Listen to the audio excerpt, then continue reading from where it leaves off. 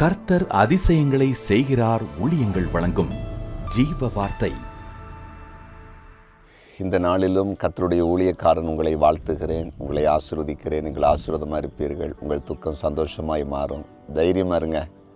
வியாதிப்பட்டிருக்கிறீங்களா, வேதனையோடு இருக்கிறீங்களா, ஏதோ பாதிக்கப்பட்டிருக்கீங்களா, நம்பிக்கையாக இருங்க. உங்கள் நம்பிக்கை வீண் போகாது. ஏசப்பா எல்லாத்தையும் சாதமாக மாற்றுவார். சரியா? உங்களுடைய ஜெப குறிப்புகளை, உங்களுடைய தேவைகளை, பிரச்சனைகளை கமெண்ட் செக்ஷனில் எங்களுக்கு அனுப்புங்க. நாங்கள் உங்களுக்காக ஜெபிக்கிறோம். இந்த நாளில் ஒரு அற்புதம் கண்டிப்பாக நடக்கும். இந்த நாள் ஜீவாத்துக்கான வசனம் சங்கீதம் 17:3. நீர் என் இருதயத்தை பரிசோதித்து காலத்தில் அதை விசாரித்து என்னை புடமிட்டு பார்த்தும் ஒன்று காணாதிருக்கிறேன், என் வாய் மீறாதபடிக்கு தீர்மானம் பண்ணினேன். நீர் என் இருதயத்தை பரிசோதித்து அப்படின்னு சங்கீதக்காரர் சொல்றதை பார்க்குறோம். ஒவ்வொரு மனிதனுடைய இருதயத்தையும் பரிசோதிக்கிறார். நம்முடைய இருதயத்தில் இருக்கிற வேதனைகளை பரிசோதித்து முதலாவது அறிகிறார். அநேகருடைய முகம் சிரித்து கொண்டே இருக்கிறது, இருதயம் அழுது கொண்டே இருக்கிறது. இருதயத்தில் வேதனைகள் இருக்கிறது, பாதிப்புகள் இருக்கிறது.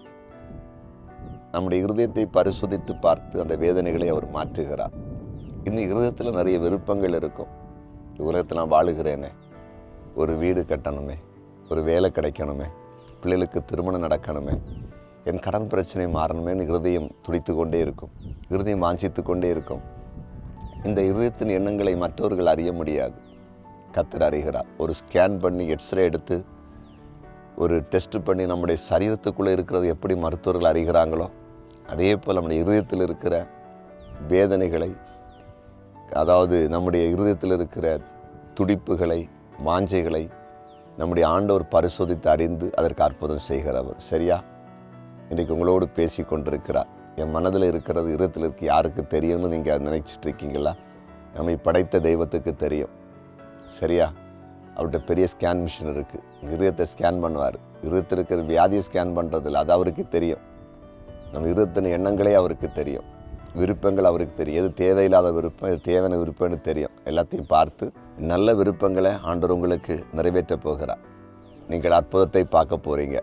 உங்கள் கண்ணீர் துடைக்க போகுது. உங்கள் இருதயம் மகள போகுது. விசுவாசிப்பீங்களா? ஜெபம் பண்ணுவோமா? ஜெபிக்கலாம்.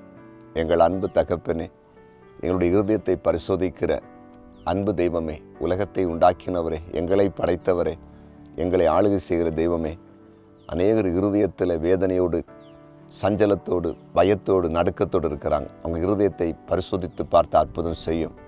சிலர் இருதயத்தில் நல்ல தேவையான விருப்பங்களை வைத்திருக்காங்க.